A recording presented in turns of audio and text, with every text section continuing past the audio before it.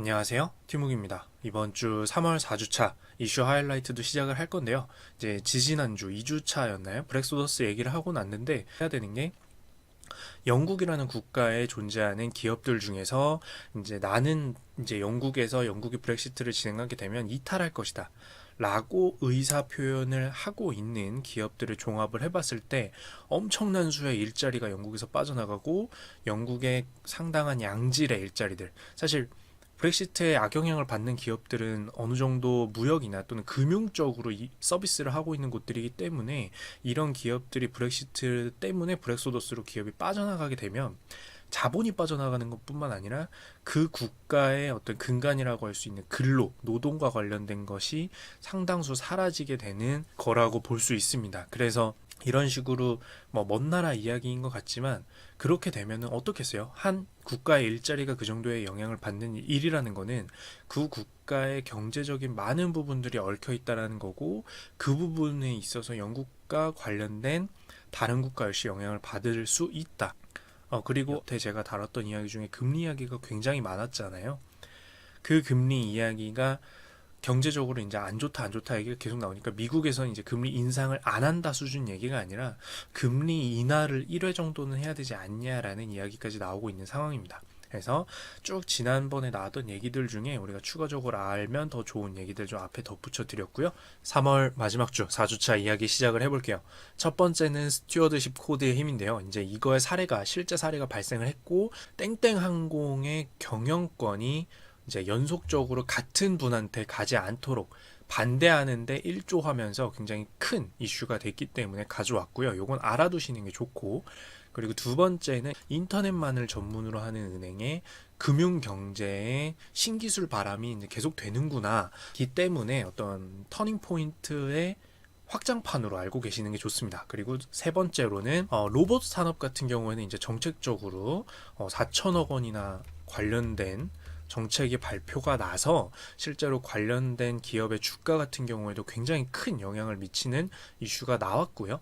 그리고 클라우드 산업 같은 경우에는 좀 한데 묶어서 이제 정책이 나온 건 아니지만 클라우드 산업도 이제 과기정통부 같은 곳에서 계속해서 육성할 것이다라는 이야기가 나온 김에 4차 산업혁명과 연관된 이 로봇과 클라우드 산업의 육성이 될 것이고 어떤 방향성이고 국내는 이렇고 요것과 관련된 너무 장밋빛보다는 항상 말씀드린 것처럼 우려는 이런 게 있다를 정리할 기회가 될 것 같아서 한데 묶어서 가져왔습니다. 그럼 첫 번째 이야기로 시작을 해볼게요. 스튜어드십 코드의 힘인데요. 우선 스튜어드십 코드의 이론적인 내용은 제가 스튜어드십 코드를 따로 정리한 영상이 있기 때문에 그걸 봐주시면 될 것 같고요. 여러분들이 뉴스 기사로 지난주에 봤던 거는 주로 보게 될 것은 이제 특정 기업의 땡땡항공의 회장님이 경영권을 연속적으로 또 경영권을 가져가냐 마느냐에 대해서 주주들이 모여있는 총회가 있어요. 회의겠죠. 총회에서 연임이 될까 말까가 굉장히 이슈였는데 그동안 사실 거의 됐어요. 근데 이번에는 스튜어드십 코드의 영향을 받은 국민연금이 난 반대다 라고 하고 거기에 함께 반대표들이 하면서 대표이사 연임을 하겠다라고 했으나 반대를 맞으면서 아슬아슬했죠. 한 2% 차이 정도 났습니다. 2% 차이로 반대를 맞으면서 연임안이 부결되는 일이 이제 나타나게 된 겁니다. 공식적으로는 그 회장님이 대표이사직에서 물러나게 되었습니다. 대표이사 연임안이었어요. 그래서 적극적으로 이렇게 큰 돈을 투자하는 기관들이 적극적으로 의사를 표현한다는 게 실제로 영향을 미칠 수 있다는 것을 바로 보여주게 되는 사례를 만들게 됐어요. 이것과 관련해서 살짝 이야기를 좀 정리를 하면 우선 요거에 대한 우려점은 당연히 있어요. 왜냐면 국민연금이라는 곳은 어쨌든 국가와 관련된 곳이잖아요. 국가와 관련된 곳. 그래서 이런 국가의 의사가 기업에 중대한 영향을 미치게 되는 거기 때문에 국가가 기업에 어떤 압력이라고 할까요? 어쨌든 압력이나 이런 걸 줄 수 있는 발판을 마련한 거 아니냐라는 이슈가 있는데요. 이건 어느 정도는 타당한 거예요. 왜냐하면 국가가 국민연금을 통해서 그 의견이나 이런 것들을 국가의 입맛에 맞게 하게 된다면 당연히 안 되는 겁니다. 사실 반대로 생각해보면요. 여태까지는 기관 투자자가 국민연금을 포함한 기관 투자자가 여태까지는 찬성 거수기였다라는 거예요. 자, 국가가 또는 이런 기관 투자자가 여태까지는 찬성만 했다라는 거예요. 반대를 안 했다라는 거죠. 적극적으로 어떤 자신들의 기준에 따라서 반대를 하지 않고 웬만하면 찬성을 했다라는 겁니다. 그럼 기업은 선하게만 결정을 하나요? 그건 아니잖아요. 그쵸? 그러면 혹시 모르는 여러 가지 일들이 있을 수 있는데 거의 대주주인 이런 기관 투자자들이 찬성 거수기였다라는 거예요. 이만큼 플러스 알파죠. 더 되겠죠. 이만큼이 찬성 거수기였다라는 것은 반대로 생각하면 그것도 논란의 여지가 당연히 있는 게 맞는 거죠.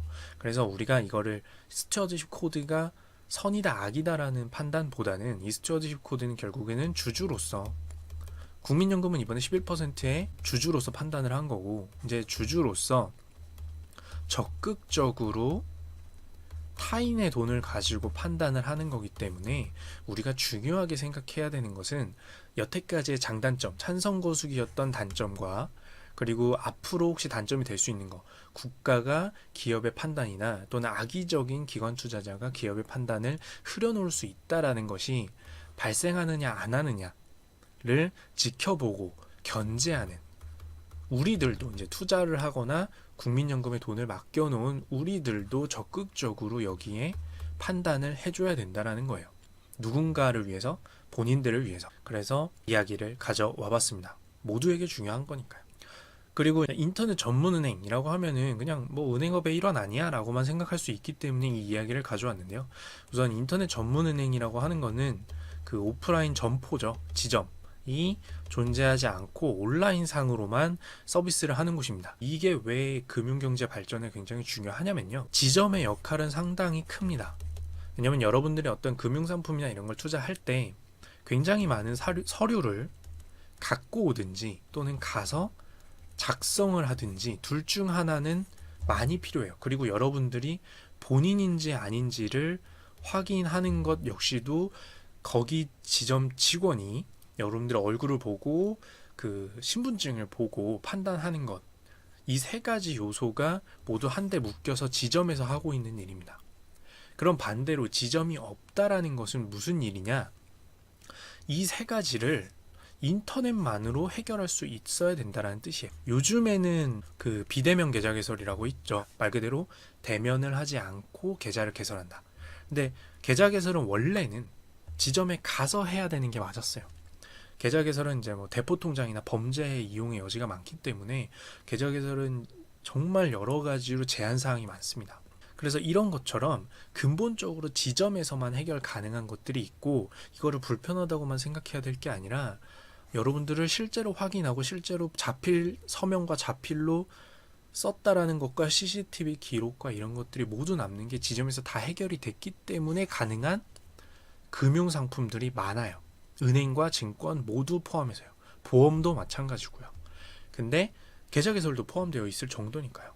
근데 이것들이 지점 없이 어떤 금융업, 특히 1금융권이라고 하는 은행업이 진행이 된다라는 건 무슨 뜻이냐면 인터넷 전문은행을 인가제를 통해서 내주고 거기서 이제 영업을 하다 보면 그들은 이제 인터넷 전문은행을 할 그들은 결국에는 본인들이 상품을 더 많이 포용하고 더 다양한 상품을 해야지만이 고객을 끌어올 수 있을 거 아니에요. 그쵸? 그러면 그 상품들을 팔려면 어떻게 해야 돼요? 지점에서만 팔 수 있는 정말 다양한 금융 상품들을 인터넷에서도 팔 수 있도록 기술을 발달시켜야 됩니다. 요것과 관련해서 이제 얘기를 해드리자면, 자, 비대면 계좌 개설을 말씀드렸어요. 예전에는 무조건 대면 계좌 개설만 됐습니다. 지점에 나가서만 됐어요. 근데 비대면으로 계좌 개설이 가능해지면서 여러분들이 알고 계시면 좋은 건 뭐냐면, 첫 번째로는 기술이 증대가 됐다라는 거죠. 기술이 증대가 됐다라는 거예요. 어떤 기술이겠어요? 자, 신분증을 촬영해서 송신하거나 그리고 또는 내가 실제로 대면한 것처럼 그 뭐라 그러죠? 이 영상통화라는 것을 통해서 해당 영상 자료가 대면한 것과 다름없다라는 것을 증명하는 기술, 그리고 지문 또는 내가 작성한 어떤 것들이 내 휴대전화 기기가 지금 계좌 개설하고 있는 기기나 PC, 컴퓨터가 보안적으로 뚫리지 않게 하는 기술이 발전돼야지만 충분히 기술이 증진이 돼서 국가가 믿어줬을 때 좋아, 그거는 꼭 지점에 나오지 않아도 될 것 같아, 그거는 온라인상으로도 해도 될 것 같아 라고 할 수 있어요. 즉 기술이 충분히 발전했기 때문에 비대면이 가능해지는 거고요. 자, 두 번째로는 뭐냐면 그 비대면으로 어떤 상품을 들었을 때는 제한이 클 수가 있어요. 제한. 그러니까 아무리 기술이 발전해도 초창기에는 그 기술이 충분히 안전한지를 모르잖아요. 여러분이 실제로 물리적으로 내 몸이 거기 가서 왔다 안 왔다라는 것과 내 본인이다라는 걸 인증하는 것만큼 충분히 안전한지를 모르잖아요. 그러면 어떻게 해요? 비대면으로 계좌를 개설하거나 비대면으로 온라인으로 상품을 가입할 때 그 상품이나 계좌 자체가 제한이 걸려 있는 거예요. 일단은 뭐 금액 제한이 걸려 있다든지 여러분 온라인으로 많이 하실 수 없어요. 왜냐면 위험하니까. 자, 여러분들 이런 계좌는 온라인으로 개설할 수 없어요. 왜냐? 위험하니까 라는 거예요. 결국에는 지점이라는 곳이 있어야지만 충분히 여태 우리가 즐겨오던 금융 서비스들을 모두 해줄 수 있는 것이지, 지점이 없는 상태에서는 상당한 제한과 기술 발전을 바탕으로 해야지만이 가능합니다.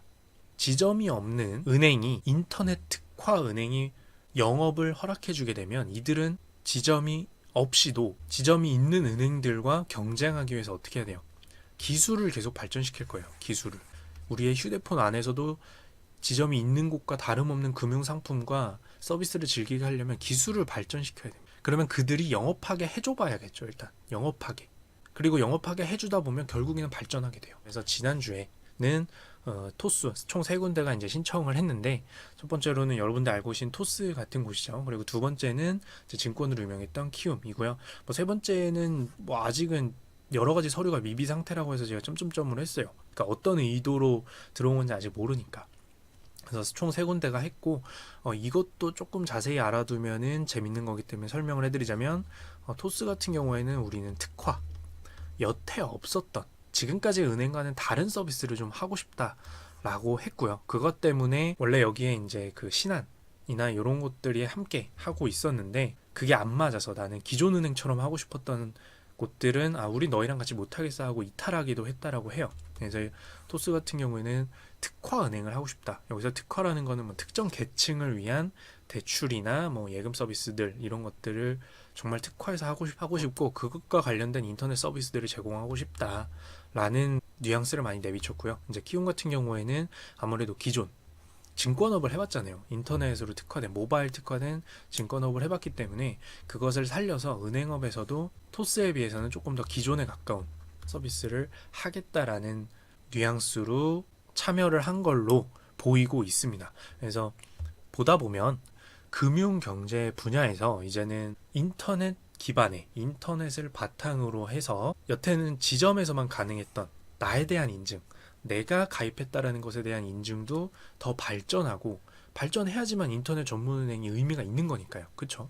자, 이런 것들을 발전시키는 어떤 계기가 되는 일이고, 우리가 말하는 사실은 핀테크, 그 핀테크는 기술 위에서 진행되는 거잖아요. 컴퓨터 모바일 위에서 지점에서 제공하는 서비스와 다름없는 서비스를 제공하기 위해서 지점이 없이 이들이 무엇을 발전시키고 개발해 나가는지를 보면 핀테크가 어떤 것들이 적용돼서 우리 앞에 바로 보여지겠구나, 어떤 핀테크 서비스들이 실제로 우리한테 서비스가 되겠구나라는 걸 볼 수 있기 때문에 이 인터넷 전문은행 관련된 이슈는 요런 바탕으로 해서 지켜보면은 재밌을 것 같아서 이야기를 가져왔습니다. 그리고 이제 로봇과 클라우드 산업 육성과 그 우려에 대한 이야기를 가져왔는데요. 우선 그 로봇 같은 산업은 정책적으로 이제 2023년까지인가요? 여러 가지 제조 로봇들이 보급되도록 정책적으로 밀어붙일 것이다 라고 발표가 있었고요. 약 4천억 원? 4천억 원 수준으로 예산이 투입될 것이라고 하고 있습니다. 제조 분야겠죠. 그리고 요 의의는 이제 사람을 구하기 힘든, 노동력을 구하기 힘든 곳들, 좀 힘든 육체 노동이 많이 들어가는 곳들이나 이런 곳들에 대해서 제조 로봇을 생산하고 그곳에 보급함으로써 제조 생산이 보다 잘 이루어지도록 하겠다라는 의의가 있습니다. 물론 이것뿐만 아니라 생활이나 돌봄이죠. 사람을 어떤 편의적으로 좀 어려운 곳에서 편의성을 높여줌으로써 사람의 삶의 질을 높여주는 곳에 대한 로봇도 지원을 하겠다라고 발표를 했어요. 그래서 요거 같은 경우에는 사실 지난주에 로봇과 관련된 주식 같은 경우에는 실제로 큰 영향을 많이 받았었죠. 왜냐면 4천억 원이나 정부에서 민다라고 하니까요. 로봇 같은 경우에는 당연히 알아두시면 되는 게 우리 사회에 어떤 변화를 갖고 오겠어요? 반복적인 작업을 잘 하겠죠. 로봇은 불만을 갖지는 않으니까요. 그리고 한 가지 더 알아야 되는 거는 이제 신체 한계가 없다라는 거예요. 한 예로 우리가 창고 로봇 이러면은 우리가 알고 있는 크레인처럼 그 밑에다가 두 개의 기둥을 꽂아 넣은 다음에 이렇게 크레인으로 들어서 옮기는 것만 창고 로봇으로 많이 알고 있습니다. 근데 최근에는 다른 시도가 나왔죠. 흡착식으로 해서 위에 상자를 붙인 다음에 흡착으로 붙인 다음에 들어서 옮겨놓고 흡착을 떼는, 훨씬 더 이 크레인은 가동 범위가 한계가 있겠죠. 왜냐면 이 나와 있는 뿔이 두 개의 뿔이 결국에는 이제 움직일 때 거슬릴 거 아니에요. 근데 이게 아니라 이제 크레인식으로 해서 자유롭게 움직이는, 보다 사람처럼 융통성 있게 움직일 수 있는 로봇도 나오고 해서 발전하기에 따라서는 우리가 생각한 것 이상의 효율을 가져오는 로봇들이 등장할 수가 있습니다. 여기에는 꼭 우리가 보통 생각하고 있는 노동뿐만 아니라 뭐 수술, 뭐 돌봄 서비스라고도 하죠. 그리고 의료적인 것들, 진단, 그래서 이런 식으로 해서 다양한 로봇들이 신체 한계가 없이 사람처럼 눈과 팔이 이렇게 생긴 게 아니기 때문에 로봇이 더 잘할 만한 것들을 분야에 대해서 국가 정책상으로 이번에 밀어준다라고 하니까 실제로 주식시장에도 큰 영향을 미쳤었습니다. 자, 그리고 두 번째로 이 얘기는 꼭 같이 하고 싶어서 갖고 왔는데 클라우드예요.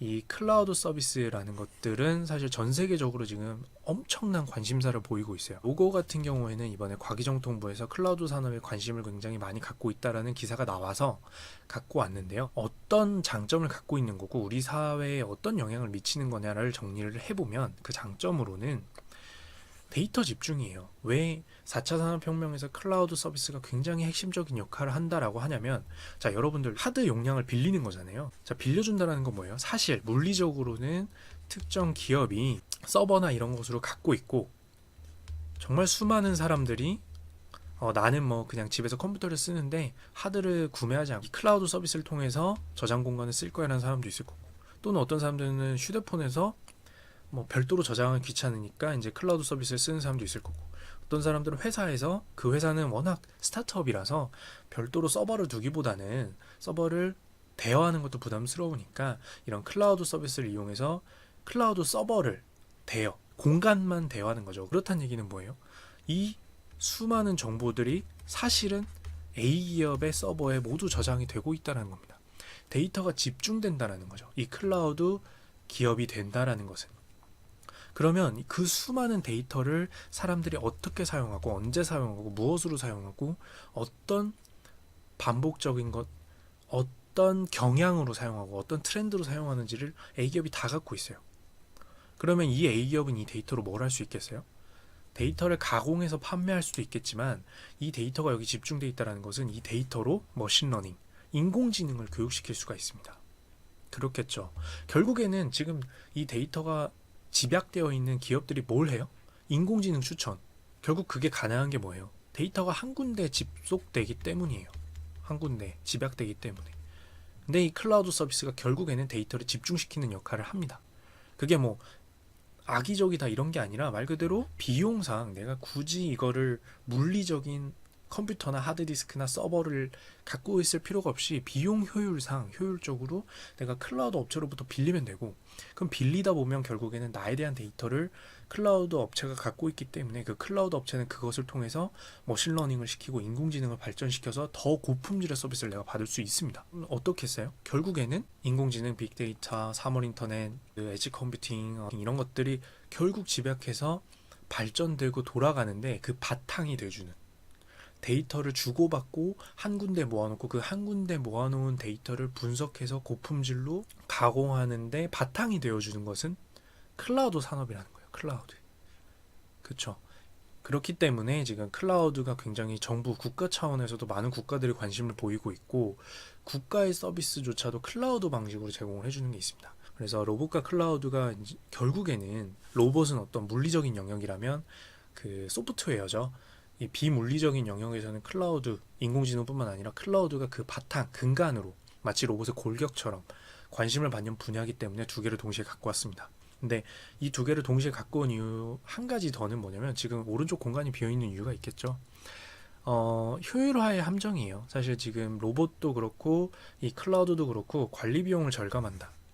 그리고 어떤 사람들이 잘 못하는 업무나 사람들이 정말 많이 투입되어야 되는 물리적인 힘을 많이 투입해야 되는 업무 같은 것들을 줄여준다라는 것은 뭘까요? 그리고 사람을 위한 로봇이 일을 해준다라는 건 뭐예요? 쓰는 비용을 줄여준다. 즉 효율화라는 건 뭐예요? 그 일을 하던 사람들이 효율화 돼버린다는 겁니다. 클라우드로 서버를 빌리면 어떻게 돼요? 조금 비싸지만 서버를 내가 스타트업이라도 작은 서버라도 하나 두고 그거 관리할 사람이 필요했었잖아요. 근데 그 이제 필요 없잖아요. 물론 이제 클라우드 서버에 대한 관리를 하는 직원은 필요하겠지만 이제 사이즈가 커지면 커질수록 사람이 많이 들어가야 되는데 이제는 그거를 애초에 클라우드 기업에서 해주는 거잖아요. 공장이 계속 커지는데 제조 공장이 계속 커지면 사람이 많이 필요해야 되는데 로봇이 대신 해주잖아요. 물론 숫자로 단순 계산할 수 있는 건 아니지만 편의성이 올라간다,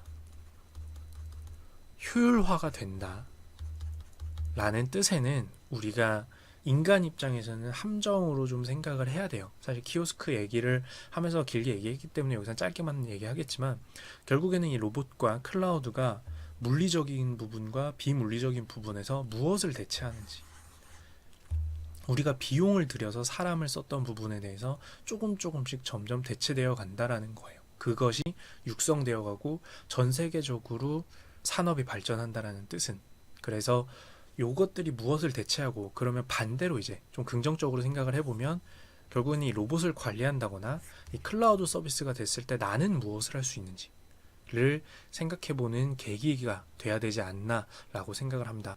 로봇이면 로봇, 또는 지금 확산되고 있는 이 클라우드 서비스에 뭐 아마존이라든지 구글과 관련된 클라우드 서비스들을 한 번쯤은 들여다보고 내가 이런 편의성을 활용할 줄 아는 사람이 돼야 되겠구나라는 생각을 가져야 될 때가 아닐까라고 해서 함께 가져와 봤습니다.